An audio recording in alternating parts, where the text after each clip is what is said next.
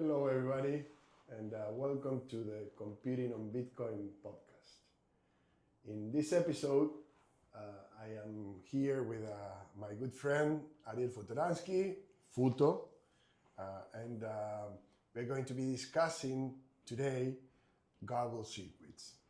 And I would like to start by noticing that there's recently been kind of a tectonic shift in the BitBM community related mostly to Garbled Circuits. And I would like to start by asking Futo, what is Garbled Circuits? Nice. Yeah, it's really interesting what's going on. Let's start by saying that Garbled Circuits, it's one of the cryptographic primitives that has been here since the 1980s. It's part of the multi-party computation, secure multi-party computation family of protocols, and in a sense, it was kind of a close cousin of zero knowledge proofs, and it's also related to homomorphic encryption. These are like the primitives that build a lot of interesting possibilities in terms of what can be done with privacy.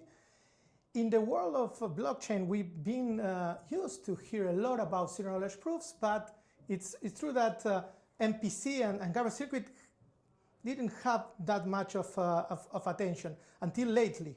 And why is that? It's primarily because by using something like Garbled Circuits, we are aiming at shifting part of the computing needed to produce some of the results that we want in order to build interesting applications on top of Bitcoin. This will let us shift part of the computation and out of Bitcoin, which has some limitations in terms of what can be expressed for computation, and put it off-chain. And by doing that, we're able to, in principle, reduce costs. We've been exploring with the family of Bitcoin computing protocols. We've been exploring how to be able to express more interesting applications. And always the limitation has been the cost, exactly. The cost associated with mostly with the fees, on-chain fees. Mm-hmm. And what Garbled Circuit is enabling is the possibility of shifting part of that computation outside of the Bitcoin blockchain. And that will let us reduce costs in the terms of in the size of the transactions that need to be registered. But there has to be a trade-off, right? Because on one hand, you're reducing on-chain costs, but on the other... Yes, we are kind of supporting that shift on the responsibilities that Bitcoin was playing in some of the BitBM and BitBMX family of protocols.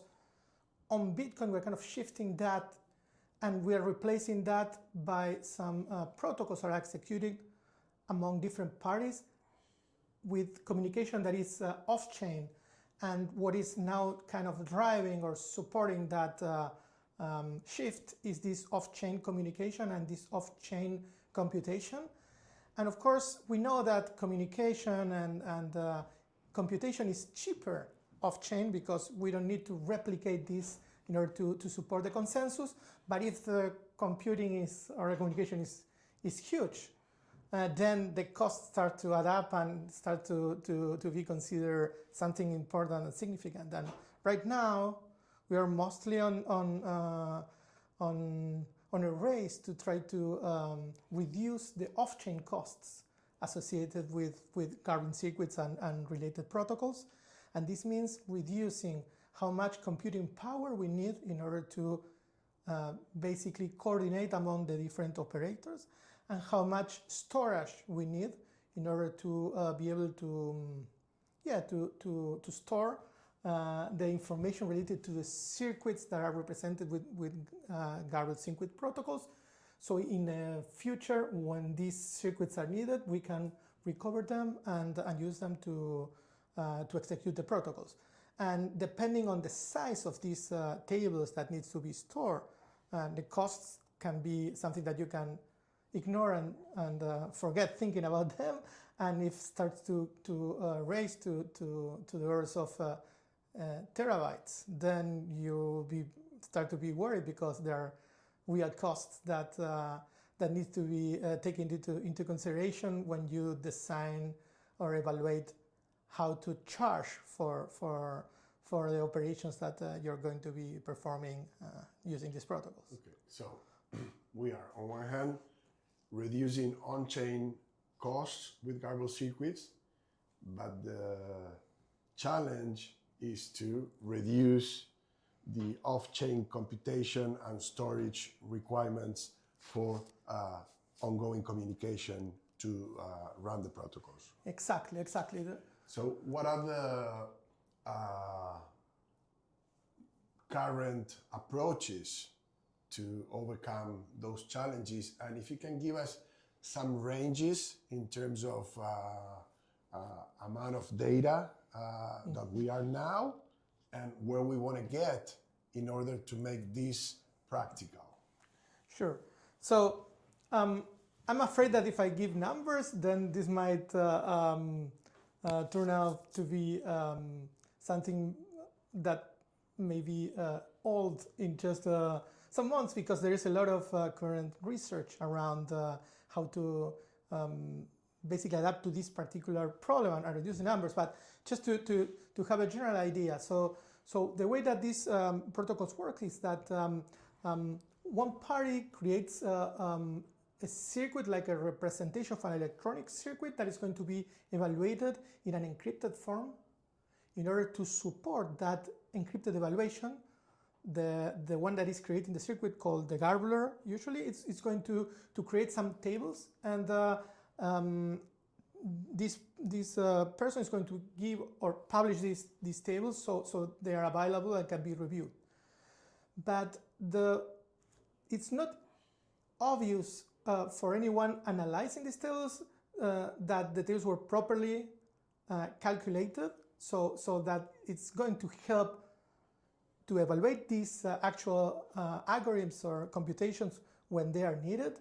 So the garbler needs to create some additional information that is going to prove the validity of these tables. Depending on the approach, there is a different shift between computation requirements and storage and communication requirements. So according to how you check or evaluate the integrity of these tables, you got one kind of advantage or a different one? Yes, there are different ways to create these proofs. One is to use a general purpose CK virtual machine. There are several ones that can be used, where you run a program that generates these tables, and then you can use this proof of the execution of this program to let the other party know that you executed the proper program, so the tables are the actual results of a proper computation. The problem with this is that the circuit is quite big, in the order of billion of gates. So executing this program in this proof system takes a long time or requires a lot of resources. So right now it doesn't look very practical.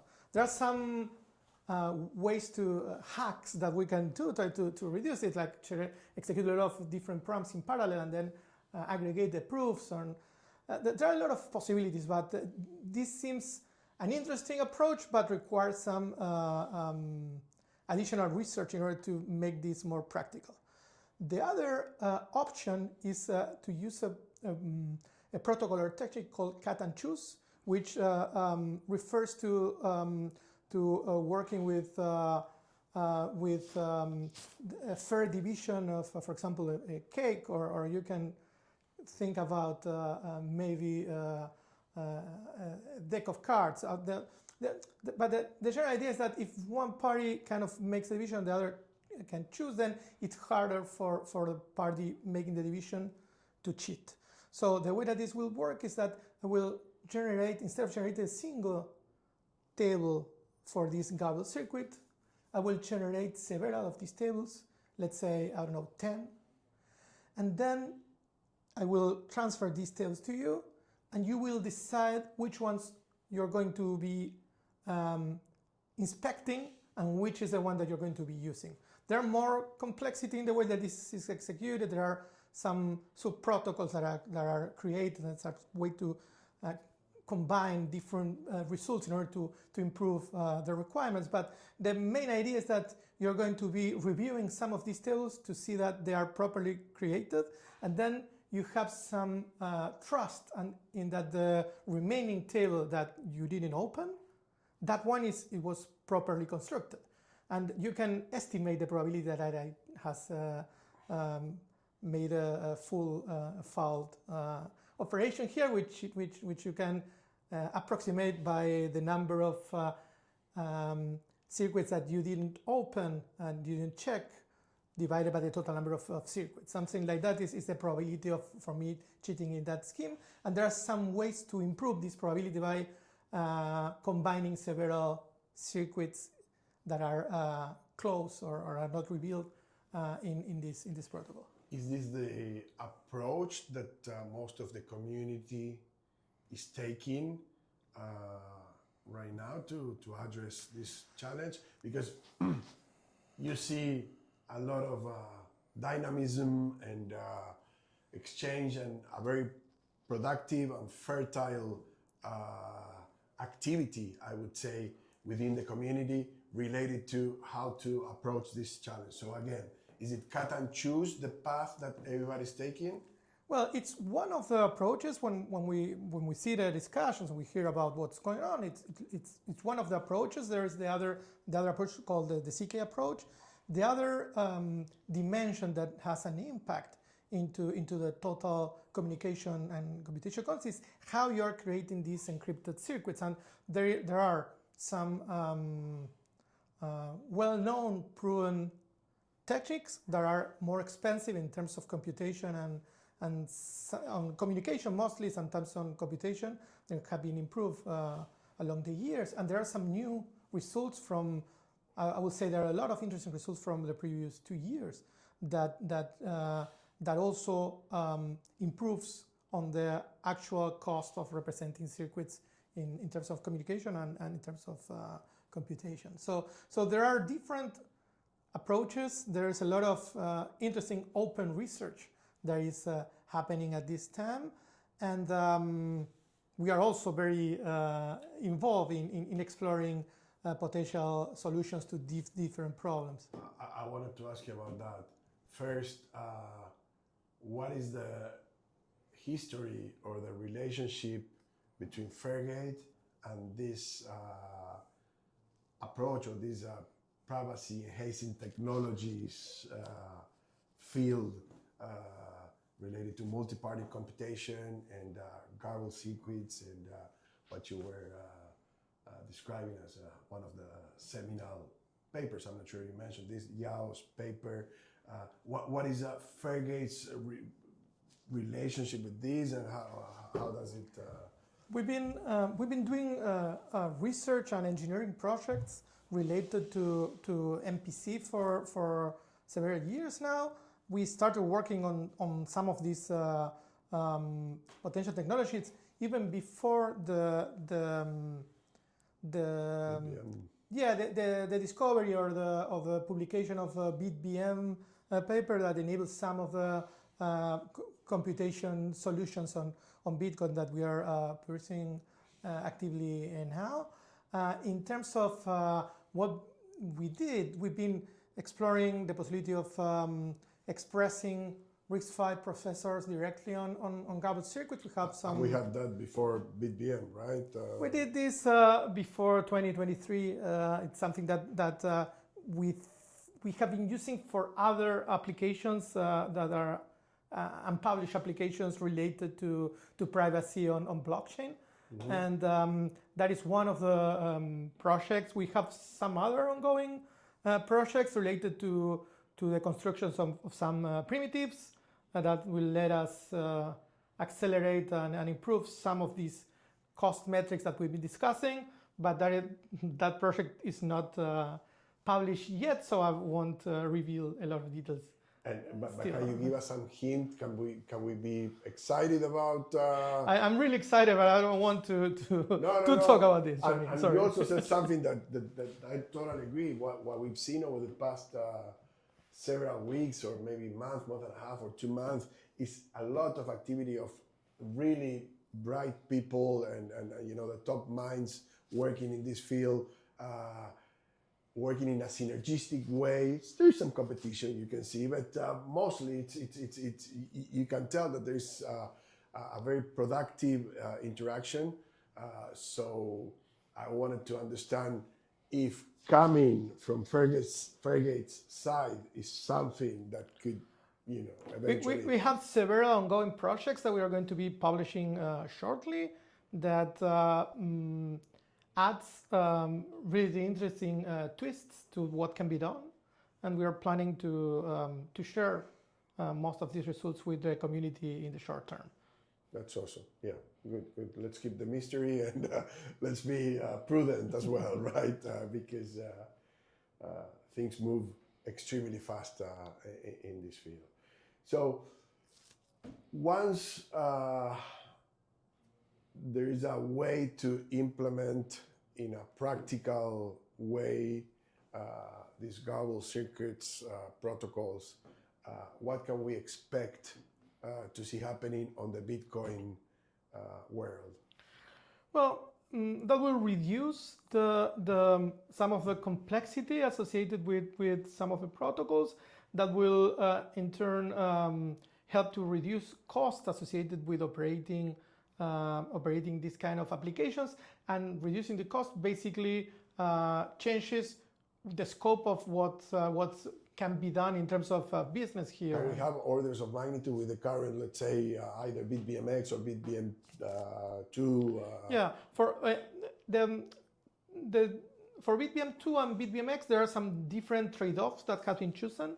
When you compare a solution based on Garbled Circuits with BitBM2, you will see a huge reduction in costs from tens of thousands of dollars to a few dollars.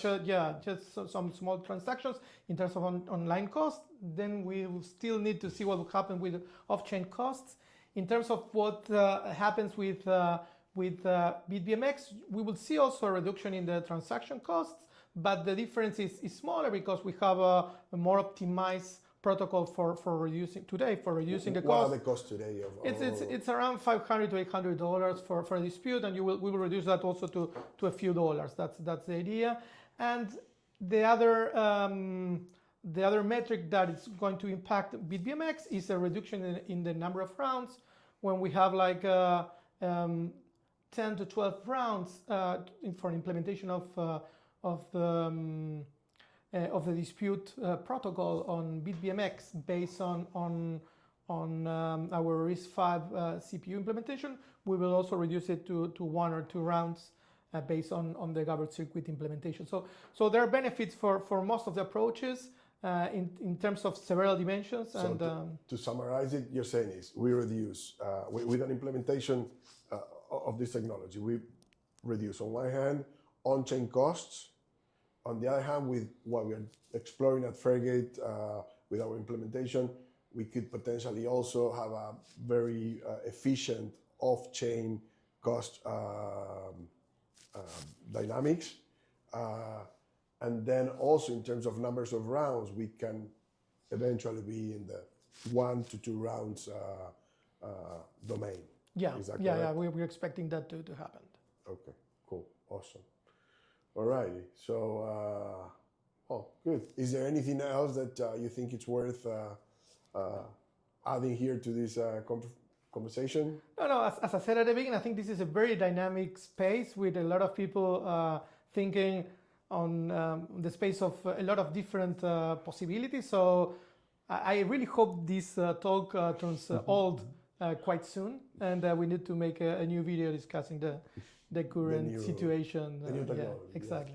Well, regarding that, let me ask you something else, which is how does BitBMX as a framework or as a platform handles or will handle these potential future changes that this dynamic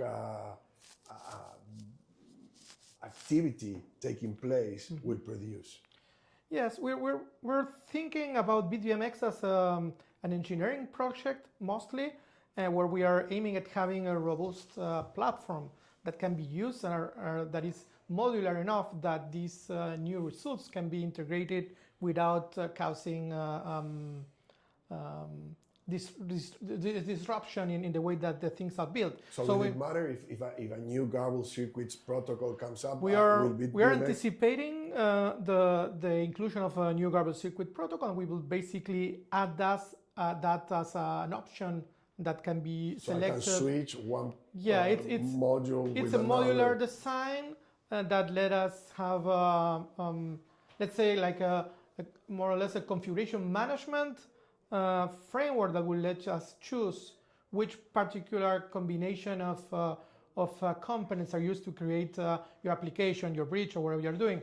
It's not just the dispute channel itself. We also have implementations on some of our bridges for TUP as a way to implement the way that the funds are given at the end of the protocol execution to end user, and that has some impacts on the way that the protocols are implemented, and that the financial cost associated, depending on the application, it will make sense to use something like TUP or to use a different approach. And we have implementations, modular implementations that let us switch between these different components. The same thing is going to apply to BitBMX in relation with Garbled Circuits or our traditional or current protocol-based CPU implementation. The idea is that you can switch and configure. You can support all these technologies within the BitBMX framework. Yes. So given any application that a builder wants to build, he will be able to choose or pick whichever modules he wants and put them together and develop on top of that application. Is that the case? Yes, there is enough decoupling that it's easy to switch these different components within the. So again, Garbled Circuits is just one component, and it could be different protocols, different Garbled Circuits protocols, depending on what you want to build. You just put or take out. Yeah, there are some other components that are related, but for example, just to name a few, because I understand that BitBMX is on its second wave of open sourcing some of those components you're mentioning. So maybe it makes sense to just mention one. I don't think I can give a proper list because there are several different components that can be chosen. But for example, the way that some of the parameters or the what we call inputs are represented in the interaction with Bitcoin can use different approaches. For example, we have like Lamport signatures that can be used. There's also Winternitz signature that has different parameters that are meaningful on different scenarios. We can switch among these kind of representations, and we are working on other representations that can also impact some of these runtime parameters, as I mentioned. But again, when this is ready, we need a new podcast for that. We'll need to talk about that probably later. So awesome. Well, again, thank you very much for your time, for this conversation. We hope that we were able to help understand Garbled Circuits a little bit better, what's going on within this community of people trying to push Bitcoin to new limits, and also give a few hints about what's coming and what to expect from Fairgate and from the BitBMX framework. Thank you very much again. Thank you, Johnny.